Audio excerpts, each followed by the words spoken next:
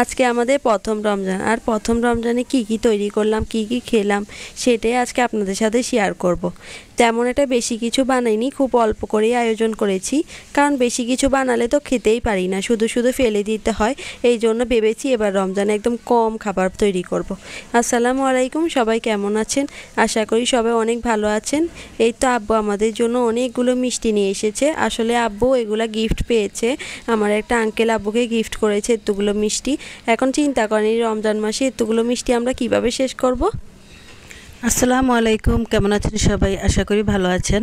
সত্যি বলতে আসলে এই মিষ্টিগুলো গিফট এসেছে, তো এতগুলো মিষ্টি রমজানের আগে আসলে হয়তো বা একটু খাওয়া হতো, কিন্তু এখন রমজানের ভিতর দিয়ে এগুলো তো খাওয়া সম্ভব না, ঘরের সবাই তো রোজা থাকবে, তো রাতের বেলায় হয়তো বা একটু খাওয়া হবে। তো যাই হোক, মিষ্টিগুলো কিন্তু অনেক সুন্দর ছিল, অনেক পছন্দের মিষ্টি এগুলো। এখানে লাড্ডু আছে, তারপর আবার এমনি বিস্কিট আছে, বিস্কিট আবার বাদামের বিস্কিট আছে, কেক আছে, মানে অনেক কিছুই আছে। যাই হোক, আমাদের ভাগ্য অনেক ভালো, তো রমজানে এমন একটা উপহার পেয়েছি। এই তো এখানে দুইটা কেকই অনেক বেশি মজার ছিল, আর সবচেয়ে বেশি মজা ছিল এই টুটি ফুটির কেকটা। আর কিন্তু আমি বেশি একটা খেতে পারিনি, আমি এক পিস মাত্র ভাগে পেয়েছি, আর সবাই আমাকে রেখে বাকি কেক সব শেষ করে ফেলছে। আম্মু আমার জন্য অবশ্য রেখেছিল, আর রেখে আম্মু বলছিল তোমার জন্য 4 পিস কেক আছে, তুমি খেয়ে ফেলিও। আমি খাবো খাবো বলে খাইনি, এই জন্য আম্মু সবাইকে দিয়ে দিয়েছে আমার কেকগুলা। আমি খাবার নষ্ট করা একদমই পছন্দ করি না, এই জন্যই আমি যখন দেখতেছি ও খাচ্ছে না, তখন আমি দিয়ে দিয়েছি সবাইকে। নষ্ট করে কী লাভ, ও খাবে না, তারপর এমনিতেই নষ্ট হয়ে যাবে। আর এই মিষ্টিগুলো যে এত মজা ছিল কি বলবো, আসলে এগুলো ছানার মিষ্টি, অনেক মজা খেতে।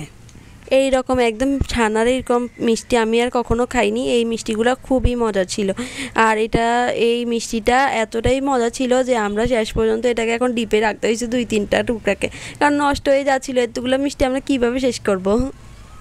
হ্যাঁ, যে দেখিয়ে দিচ্ছি কতটা সুন্দর দেখেন, আর বড় বড়, বিশাল বড় বড়। একটা মিষ্টি একজনে খেলে মানে দ্বিতীয়টা আর খাওয়া যায় না, এমন অবস্থা আর কি। তো যাই হোক, আল্লাহ তাআলা আমাদেরকে মিলিয়ে দিয়েছেন, তো যিনি আমাদেরকে দিয়েছেন, আল্লাহ তাআলা তার উসিলায় আমাদেরকে পাঠিয়েছেন। তো আসলে অনেক ভালো ভালো খাবারই দিয়েছেন। হ্যাঁ, আর এই তো এই লাড্ডুগুলো তো অনেক মজা। লাড্ডু তো সবাই খেতে পছন্দ করে, আমরাও লাড্ডু খেতে পছন্দ করি। লাড্ডু অনেক মজার লাগে, কিন্তু ছানার মিষ্টিগুলোর চাইতে লাড্ডুগুলো বেশি দিন ফ্রিজে রাখা যায়, কিন্তু ছানার মিষ্টিগুলো খুব অল্প সময়ে নষ্ট হয়ে যায়। আর লাড্ডু তো বেসনের তৈরি, এই জন্য অনেক দিন ফ্রিজে থাকে। আর এই লাড্ডুটা বাদামের লাড্ডু, আর আম্মু একটু ভেঙেও দেখিয়ে দিচ্ছে, খুবই সুন্দর ছিল, ভিতর থেকে একদম সফট ছিল, বাইরে থেকে একটু ক্রিস্পি ছিল, অনেক মজা ছিল। হ্যাঁ, আসলে সত্যি বলেছে তৃষা। আর লাড্ডু কিন্তু আমি তেমন একটা খেতে পারি না, আমার আবার ওই ছানার মিষ্টিটা পছন্দ, আর ওদের লাড্ডু পছন্দ। আসলে মানুষের পছন্দের একটা ভেদাভেদ আছে, তাই না? তো যাই হোক, এগুলো এখন সরিয়ে রাখছি। আর এখানে দেখেন কত সুন্দর বিস্কিট এগুলা, মানে খেতে এত ভালো লেগেছে। এই বিস্কিটগুলো অলরেডি কয়েকটা খাওয়াও হয়ে গেছে। তো এগুলো বাদামের বিস্কিট, কয়েক প্রকার বাদাম একসাথে দিয়ে দিয়েছে, অনেক মজা বিস্কিটগুলো। হ্যাঁ, আর এই বাদামি বিস্কুটগুলো একদমই হোমমেড তৈরি মনে হয়েছে আমার কাছে খাওয়ার সময়, কারণ হোমমেড বিস্কুটগুলো এত বেশি মজার হয়। রমজান সবার কেমন যাচ্ছে? আমার তো খুবই ভালো যাচ্ছে, কারণ রাত দিন দোনোটাই ছোট, কিন্তু রাতটা বেশিই ছোট হয়ে গিয়েছে। এই জন্য কোনো কাজ করে মানে শেষ করার আগেই দেখি যে রাত একদম শেষ হয়ে যায়। তোমার কাছে রাত ছোট মনে হয়, আমার কাছে দিন ছোট মনে হয়, কারণ আমি বেশিরভাগ দিনের বেলা কাজে কাজে ব্যস্ত থাকি, এই জন্য আমার দিনটা অনেকটা ছোট মনে হয়। মনে হয় যেন একটু বড় হলে ভালো হতো। আর গত রমজানের দিনগুলো অনেক বড় ছিল, আর বিশেষ করে গত রমজান থেকে এই রমজানে আল্লাহ তাআলা আমাদেরকে আরও অনেক অনেক মানে সুখ দিয়েছেন, এতটাই ভালো যে রান্নাঘরে গেলে ঘামাতে হয় না, মানে অনেকটা ঠান্ডা ঠান্ডা ভাব আছে, আর পানির পিপাসা তো মোটেও লাগে না।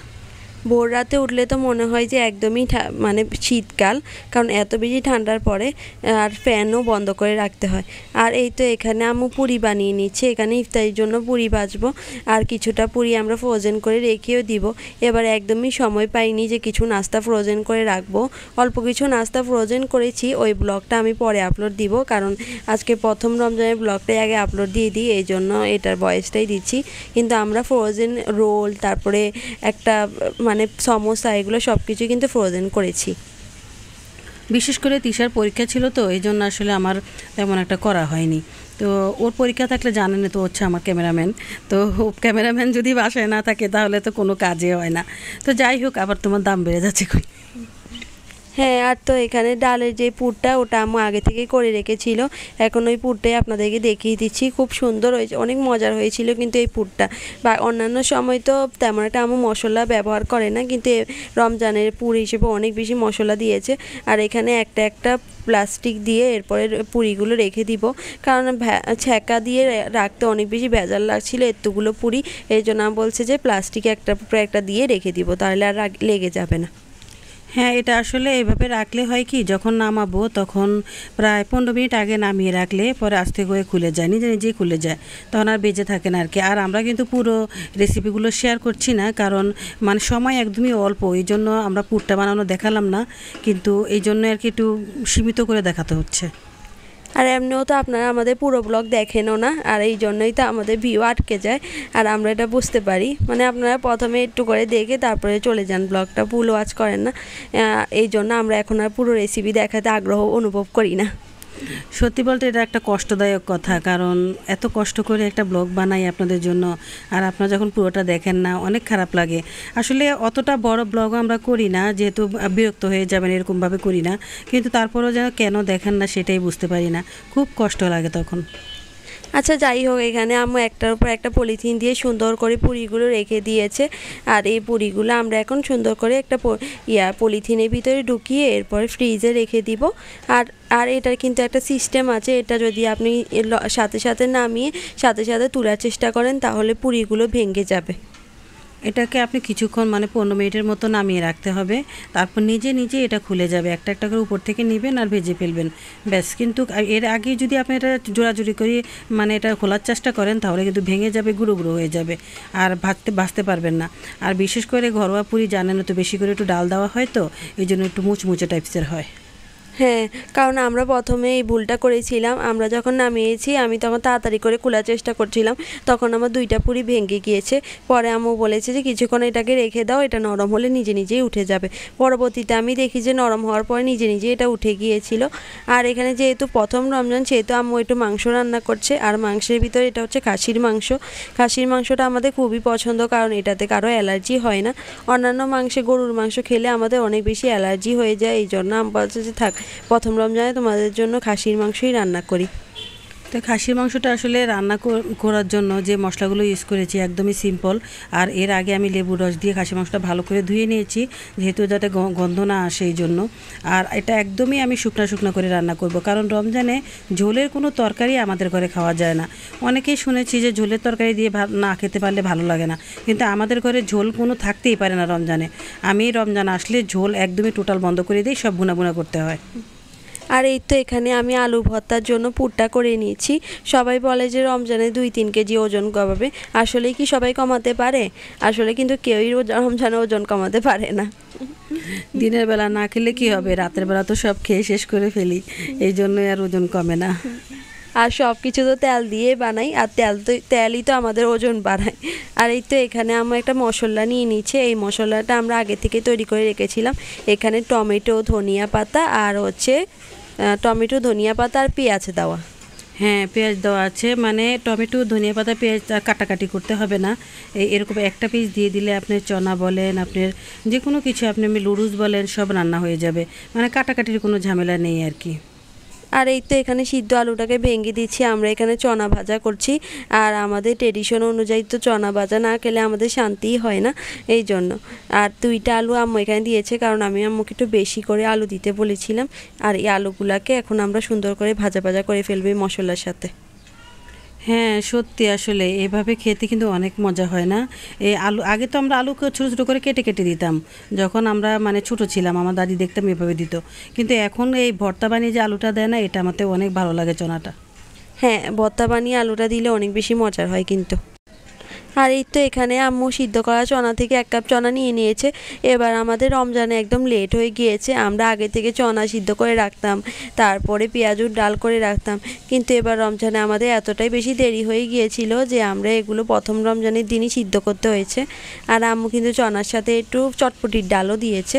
আমরা প্রতিবারই এরকম করি, এতে করে চনাটা অনেক বেশি মজার হয়। যখন মুড়ি মাখা করি তখন শুধু চনা খেতে একদমই ভালো লাগে না, যখন একটু চটপটির ডাল দিই, যেমন চটপটির ডাল বলতে কি মানে ডালটা, যেটা কি বলে জানি ওই ডালটার নাম, বুটের ডাল। হ্যাঁ, ওই ডালটা দিলে না একটু ভালো লাগে খেতে। তো আমি এই ডালটার সাথে মিশিয়ে দিয়েছি, আর এখন ধনেপাতা দিয়ে দিলাম, বাস হয়ে গেল। তো আজকের চনা ভাইটা কিন্তু খুবই মজা হয়েছে। আর এই তো এখানে এখন বেসন মিক্সারটা করে নিয়েছি বেগুনি আর আলুর চপ বানানোর জন্য। আজকে কিন্তু আমরা ফ্রোজেন বেগুনি বানাবো, কারণ কেউ নিচে যেতেও পারেনি আর বেগুন কিনে আনতেও পারেনি, এই জন্য আমি বলছি যে ফ্রিজে থাকা ওই ফ্রোজেন বেগুনগুলোকেই ভেজে ফেলি। হ্যাঁ সত্যি, আসলে মানে প্রথম রোজা তো এতটা ধরেছে, মানে কি বলবো আসলে, মানে খিদা লাগছে না, কিন্তু শুধু মাথা ব্যথা করছে, শরীর ম্যাচ করছে, এরকম লাগছে, কাজ করতে ইচ্ছে করছে না, কি করব। তারপর জোর করে করে করছি, যেহেতু ইফতারি তো বানাতেই হবে, কারণ ইফতারের সময় ইফতারি না হলে কি চলে বলেন। আর এই তো এখানে বেসনের সাথে জিরা গুঁড়ো, ধনিয়া গুঁড়ি আর মরিচের গুঁড়ি দিয়ে আমরা একসাথে মিক্সার করে ফেলেছি। আর মিক্সার করে 5 থেকে 6 মিনিটের মতো রেখে দিব। আমার এখানে মনে হচ্ছে যে বেসন একটু কম হয়েছে, এই জন্য আমার আরও একটু বেসন দিয়ে দিয়েছে আর পানি দিয়ে এগুলোকে ভালোভাবে একটু মিশিয়ে নিচ্ছে। আর বেসনটাকে যত বেশি মিশিয়ে একটু কিছুক্ষণ রেখে দেওয়া যাবে, বেগুনি তারপরে আলুর চপ এগুলো তত বেশি সুন্দর আর ফুলকো ফুলকো হবে। আর এখানে আমরা কালারের জন্য আর একটু বেশি মরিচের গুঁড়া দিয়ে দিয়েছি। আমি আমাকে বলেছিলাম যে একটু হলুদের গুঁড়ো দাও, আমু বলে যে বেসনের সাথে কেউ হলুদের গুঁড়া খায়, কিন্তু পরের দিন দেখি আমু বেসনের সাথে নিজে থেকে হলুদের গুঁড়া মিলাচ্ছে। সত্যি, আসলে আমি জানতাম না যে হলুদের গুঁড়া বেসনের সাথে খায় না, তো এই জন্য আমি দিতে চাইনি, কিন্তু পরে দেখলাম যে সবাই হলুদের গুঁড়া দিচ্ছে আর খেতেও ভালো লাগে। যাই হোক, তারপর আমি দিয়ে দিয়েছি। আর এখানে এখন আমি কাঁচামরিচ, পেঁয়াজ, ধনিয়া পাতা আর একটু আদা রসুন পেস্ট ভালো করে নিয়ে মাখিয়ে নিচ্ছি, কারণ আমি এখানে কি বানাবো জানি, এটা পেঁয়াজু। আর এই পেঁয়াজুর জন্য ডালটা আমরা ভালোভাবে ব্লান্ডার করে নিয়েছি আগে থেকেই। আর কিছুটা ডাল এখন ফ্রিজে তুলে রেখেছি, সবগুলো বানাবো না, কারণ এতগুলো বানালে আমরা খেতে পারি না, আমরা অনেক অল্প অল্প খাই আর অল্পতে আমাদের পেট ভরে যায়। এই জন্য আম্মু সব কিছু আমাদের জন্য অল্প অল্পই তৈরি করে, কারণ পরে পরবর্তীতে আম্মুর এগুলো নিজেও খেতে পারে না, পরে ফেলে দিতে হয় অথবা কিছু করতে হয়, এই জন্য। হ্যাঁ সত্যি, আসলে আমরা যেখানে থাকি এখানে যে আমি দেখেছি যে রোজার সময় ইফতারের সময় অনেক মানুষ আসে, তাদেরকে একটু ইফতারি দেওয়া যায়। আমি আমার ফ্যামিলি থেকে এটা দেখেছি আর কি আগে, কিন্তু আমরা যেখানে থাকি এখানে কেউ আসে না, মানে কাকে যে ইফতারি দেবো কেউ নেই। তো এই যেগুলো বানাই সেগুলো সব পড়ে থাকে, খাওয়া হয় না। তো এই জন্যে আসলে অল্প করে বানানোটাই ভালো। আর এখানে আমি পণ্ডিতামি করে আমি এখানে গোল গোল আলুর চপ বানাইছি। আর এটার জন্য আম্মুর কাছে অনেক বকা খাইতে হয়েছে আমাকে, যে তুমি কেন গোল গোল আলুর চপ বানাইছো, এখন বেশি বেশি তেল দিয়ে এটাকে ভাজতে হবে, কারণ আম্মু বেশি বেশি তেল দিয়ে একদম ভাজতে পছন্দ করে না। আর এমনিতেও তো তেল এখন খুঁজেও পাওয়া যাচ্ছে না, অনেক কষ্টে 2 বোতল তেল খুঁজে পেয়েছি, আর ওটা দিয়ে পুরো মাস চলতে হবে, কারণ টাকা থাকলেও এখন তেল কিনতে পারবো না, কারণ তেল নেই বাংলাদেশে। আর এই তো বেগুনিগুলো আজকে সুন্দর মশলা ফুলকো ফুলকো হয়ে ভাজা হচ্ছে। এইরকমভাবে আপনারা বেগুন ফ্রোজেন করে রেখে দিতে পারেন, তাহলে আর কাটাকাটি ঝামেলা থাকবে না, নামাবেন আর ভেজে খেতে পারবেন। এই তো আমরা যেভাবে ভেজে ফেলছি, আর খুব সুন্দরও হয় বেগুনিগুলো, ফুলকো ফুলকোও হয়, খেতেও অনেক ভালো লাগে। তবে আমি লম্বা বেগুন করিনি, আমি ওই গোল গোল বেগুনগুলো করেছি। তা আপনারা বিশেষ করে লম্বা বেগুনটাই করবেন, কারণ লম্বা বেগুনটা বেশি ভালো হয় খেতে, খুব মজা হয়। আর গোল বেগুনটা তেমন একটা, মানে বেগুনের স্বাদটা কম থাকে আর কি। তো যাই হোক, এখানে বেগুনগুলো অনেক সুন্দর হয়েছে, ফুলকো ফুলকো হয়েছে, ভেজে নিয়েছি। তা আজকের ইফতার কতটুকু বানিয়েছি দেখেছেন তো। তো এখানে এখন আমার ছোট ছেলে এগুলো সব মাখাচ্ছে। আর এই তো আমি শসা কেটে নিয়েছি আর আমার গাছের পুদিনা পাতা দিয়ে দিয়েছি। আমি রমজানের আগেই প্রতি বছর পুদিনা পাতা লাগিয়ে ফেলি, যাতে রমজানের সময় আমাদের আর সমস্যা না হয়। আর মাশাআল্লাহ এবারও আমার 2-3 টব পুদিনা পাতা হয়েছে, আর ওখান থেকে নিয়ে খেতে পারি।